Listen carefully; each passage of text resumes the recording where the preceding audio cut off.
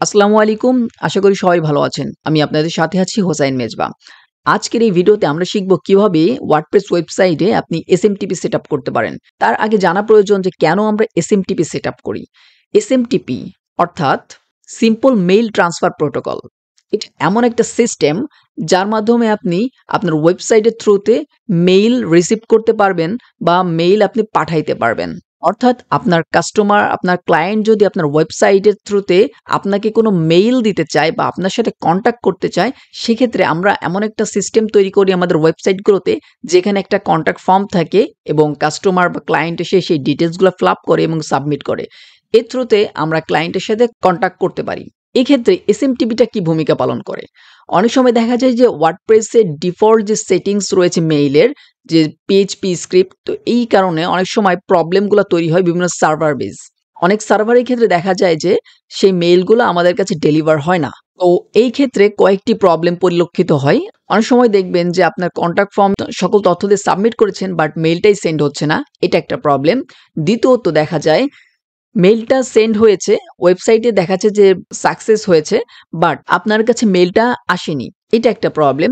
দ্বিতীয় দেখা যাচ্ছে সাবমিট হয়েছে এবং আপনার কাছে মেইলটা এসেছে, বাট সেই মেইলটা স্প্যাম ফোল্ডারে চলে গেছে। সেক্ষেত্রে আপনি কোনো নোটিফিকেশন পাচ্ছেন না এবং আপনার কোনো একটা পটেনশিয়াল ক্লায়েন্ট হয়তো আপনি হারাচ্ছেন। এই কারণে এসএমটিপি যদি আপনি সেট আপ করেন, সেক্ষেত্রে আপনি প্রতিটা মেইল আপনার ইনবক্সে পাবেন এবং আপনি তৎক্ষণাৎ সেটা রিপ্লাই দিতে পারবেন বা সেই জিনিসটা আপনি ইনকোয়ারি করতে পারবেন। এসএমটিপিতে মোটামুটি আমি একটা বেসিক ধারণা দেওয়ার চেষ্টা করলাম। তো চলুন এবার আমরা সরাসরি সেটআপে চলে যাই। Welcome back viewers. আমি সরাসরি চলে আসলাম আমাদের webfoilers.com ওয়েবসাইটে এবং আপনারা অনেকেই জানেন যে এটা আমাদের এজেন্সি ওয়েবসাইট। এই ওয়েবসাইটটাতে আমি আজকে আপনাদেরকে এসএমটিপি সেটআপ করে দেখাবো।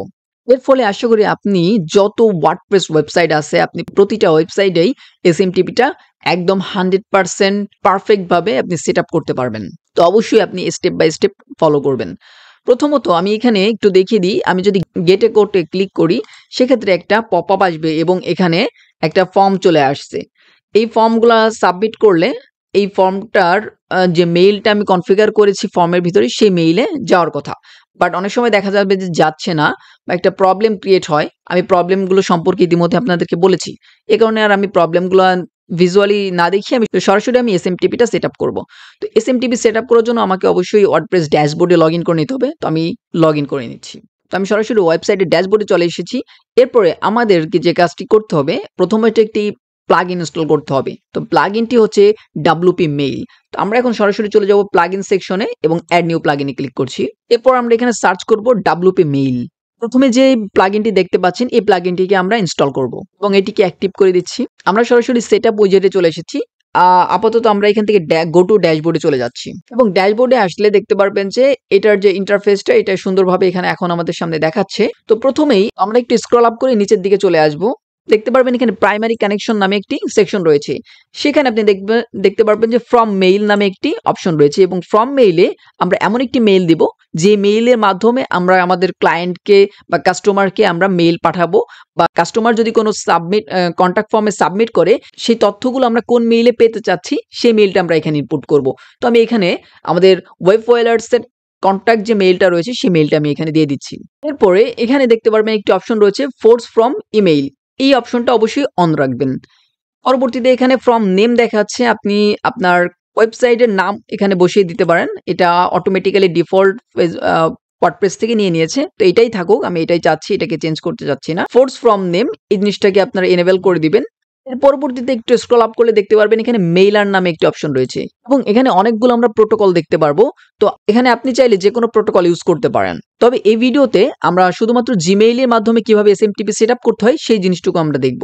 তো আমি এখান থেকে জিমেইলটাকে সিলেক্ট করছি। এর পরবর্তীতে আপনি স্ক্রল আপ করলে দেখতে পারবেন এখানে সেটআপ রয়েছে এবং এই সেটআপের এখানে আমাদের ক্লায়েন্ট আইডি, ক্লায়েন্ট সিক্রেট এবং অথরাইজেশন, এই তিনটা কাজ পারফেক্টলি করতে পারলেই আমাদের এসএমটিপিটা পারফেক্টলি সেটআপ হয়ে যাবে। জিমেইলের মাধ্যমে এসএমটিপিটা সেটআপ করার জন্য আমাদের চলে আসতে হবে গুগল ক্লাউড কনসোলে। গুগল ক্লাউড কনসোলের লিংক আমি ভিডিও ডেসক্রিপশনে দিয়ে দিব। আপনারা চাইলে সেখান থেকে ডিরেক্ট ক্লিক করে এখানে চলে আসতে পারবেন। এখানে আসার পরে আপনাদের সামনে প্রথমেই এরকম একটি পপআপ শো করবে। পপআপটি থেকে আপনি আপনার কাঙ্ক্ষিত বা আসলে যেই মেইলের মাধ্যমে আপনি এসএমটিপিটা সেট আপ করতে চাচ্ছেন সেটি সিলেক্ট করবেন। দেখতে পাচ্ছেন আমি ইতিমধ্যে contact.webfoilers.com@gmail.com এই মেইলটার মাধ্যমে আমি সেট আপ করতে চাচ্ছি এবং সেই মেইলটাই আমি উপরে দেখতে পাচ্ছেন আমি ফ্রম ইমেইল এখানে আমি দিয়েছি। এই জিনিসগুলো ভালোভাবে চেক করে তারপরে আপনি কাজ করবেন। তাহলে আশা করি আপনার এসএমটিপি সেটআপ করতে কোনো সমস্যা হবে না। এখন সরাসরি যেটা করব আমি এখানে কান্ট্রিটা আমার এখানে সিলেক্ট করা রয়েছে। আমি টার্মস অফ সার্ভিসে এগ্রি করব এবং এটা আমার প্রয়োজন নয়। এটাকে আমি চেক মার্ক করব না। এবং আপনি যদি চান অন্য কোনো মেইলের মাধ্যমে করতে দেখতে সিম্পলি এখানে সুইচ অ্যাকাউন্টে ক্লিক করবেন। তাহলে আপনার ডিভাইসে যতগুলো মেইল থাকবে সেই মেইলগুলো এখানে শো করবে। এরপরে আপনি আপনার নির্দিষ্ট বা আপনি যে মেইলের মাধ্যমে করতে চাচ্ছেন সেই মেইলটি সিলেক্ট করে দিতে পারবেন। এরপরে আমি নিচের দিকে অপশন রয়েছে এগ্রি এন্ড কন্টিনিউ এখানে ক্লিক করছি। সো আমাদের মেইলটা সিলেক্ট হয়েছে। আপনারা যদি টপ রাইটে লক্ষ্য করে দেখতে পারবেন আমাদের ওয়েব ফয়েলার্স এইখানে মেইলটি সিলেক্ট হয়েছে। এরপরে আমরা প্রথমেই একটা প্রজেক্ট ক্রিয়েট করে নিব। তো দেখতে পাচ্ছেন এখানে সিলেক্ট এ প্রজেক্ট একটা অপশন রয়েছে। আমরা সিলেক্ট এ প্রজেক্টে ক্লিক করব। সিলেক্ট এ প্রজেক্ট ক্লিক করলে দেখতে পাচ্ছেন এখানে কোনো ধরনের প্রজেক্ট আমাদের নেই। আপনি যদি প্রথমবার চলে আসেন তাহলে এখানে কোনো প্রজেক্ট থাকবে না। আপনাকে নতুন করে একটা প্রজেক্ট তৈরি করতে হবে। প্রজেক্ট তৈরি করার জন্য আপনি নিউ প্রজেক্ট যে অপশনটি রয়েছে নিউ প্রজেক্ট অপশনে ক্লিক করবেন। নিউ প্রজেক্ট অপশনে ক্লিক করলে এখানে আপনার প্রজেক্ট নেম দিতে বলবে। তো আমি এখানে একটি প্রজেক্ট নেম দিচ্ছি। আমি এখানে আমার এজেন্সির নামটাই আমি দিচ্ছি। প্রজেক্ট নেম দেওয়া শেষে আমরা ক্রিয়েট অপশনে ক্লিক করব। এখানে একটু অপেক্ষা করতে হবে। আমাদের একটি প্রজেক্ট ক্রিয়েট হচ্ছে। দেখতে পাচ্ছেন প্রজেক্টটি ক্রিয়েট হয়েছে এবং বলছে সিলেক্ট প্রজেক্ট। আমি সিলেক্ট প্রজেক্ট ক্লিক করছি এবং প্রজেক্টটি ওপেন হয়েছে। এখানে দেখতে পারবেন। এখানে আপনারা যদি চান এখান থেকেও আপনি সিলেক্ট করতে পারবেন। আপনার যদি কয়েকটা প্রজেক্ট থাকে আপনি এখান থেকে যে কোনো প্রজেক্ট সিলেক্ট করতে পারবেন। যেহেতু আমাদের এখানে একটাই প্রজেক্ট রয়েছে সেহেতু একটা প্রজেক্টই সিলেক্ট হয়েছে। আমি এটাকে ক্যান্সেল করছি এবং দেখতে পাচ্ছেন এখানে নামটি দেখাচ্ছে, অর্থাৎ এখন এই প্রজেক্টটি সিলেক্ট অবস্থায় আছে এবং আপনি চাইলে এখান থেকে প্রজেক্টের ইনফরমেশনটাও দেখতে পারবেন। এর পরবর্তীতে আমরা যে কাজটি করব আমরা এপিআই অ্যান্ড সার্ভিসেস প্রোডাক্টটি বেছে নিব। এই প্রোডাক্টটি আমরা প্রোডাক্ট সেকশনে দেখতে পারবো। আমরা যদি একটু স্ক্রল আপ করি, যদি আমরা এখানে প্রোডাক্টটি খুঁজে না পাই তাহলে অবশ্যই ভিউ অল প্রোডাক্টসে ক্লিক করব।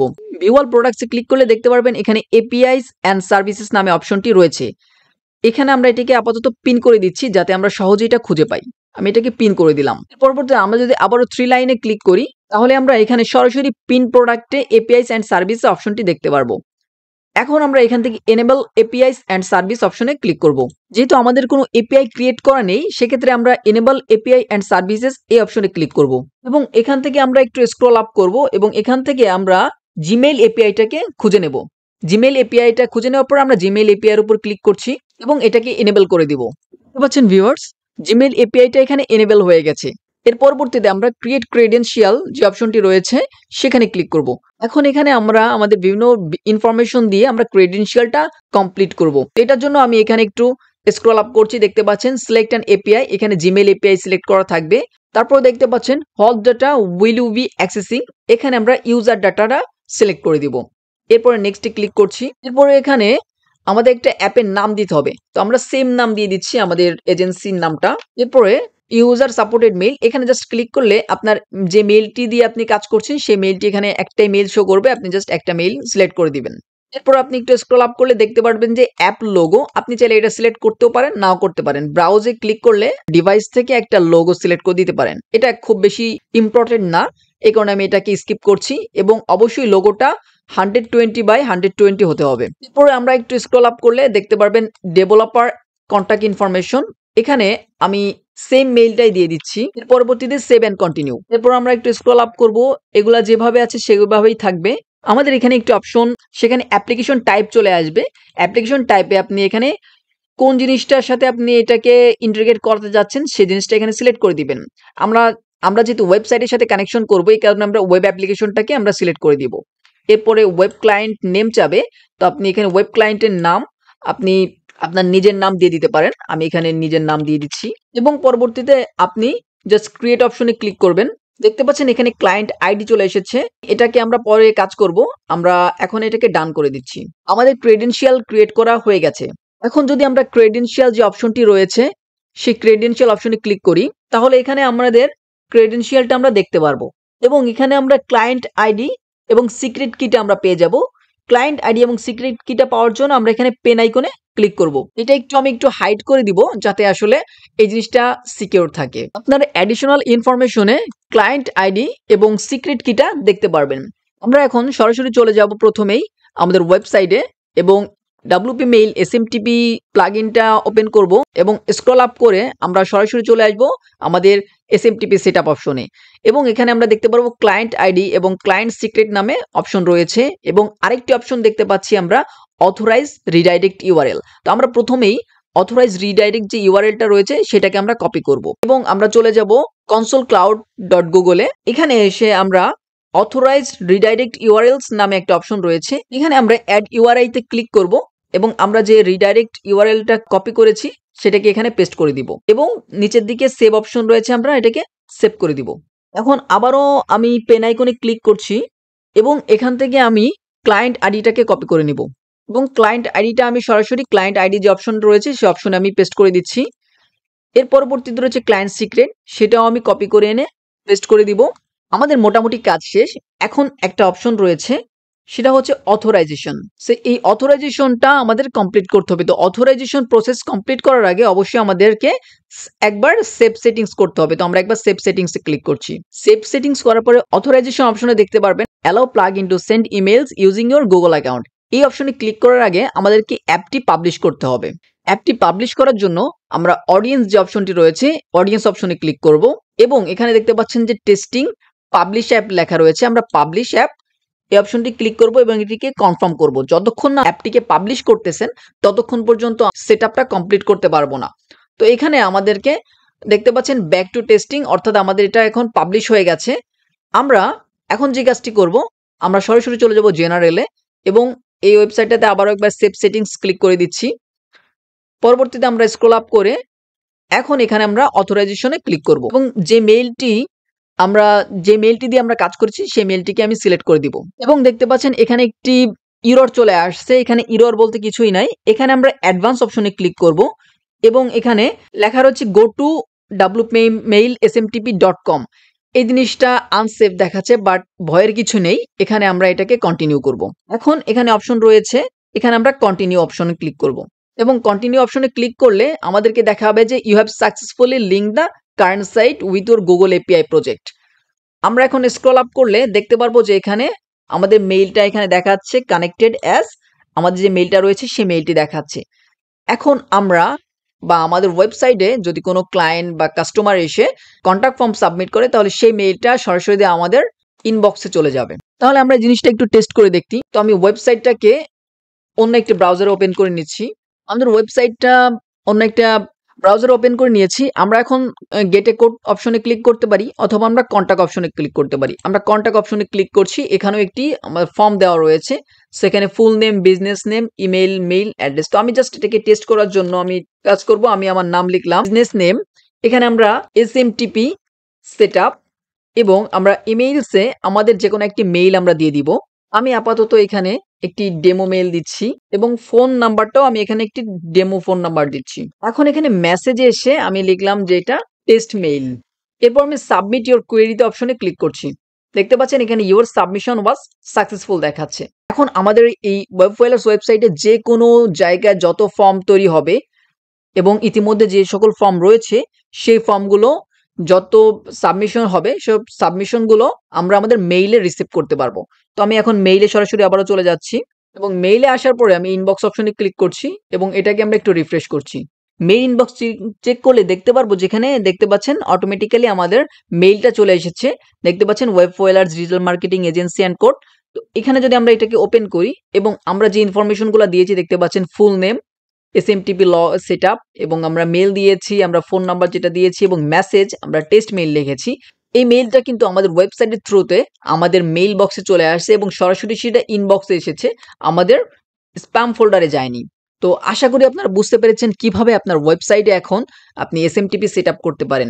এবং অনেক সময় দেখা যায় যে অনেকের সার্ভার অনেকে বিভিন্ন সার্ভার ইউজ করেন এবং ওইসব সার্ভারগুলোতে SMTP সেটআপ করা ছাড়া এই ধরনের মেইলগুলাকে আপনার ট্রান্সফার করে না। বাট যদি একটু ইন্টারন্যাশনাল বা হচ্ছে ভালো কোয়ালিটির আপনি সার্ভার ইউজ করেন সেক্ষেত্রে অটোমেটিক্যালি সার্ভার থেকে আপনার মেইলটা রিডাইরেক্ট করে দেয়।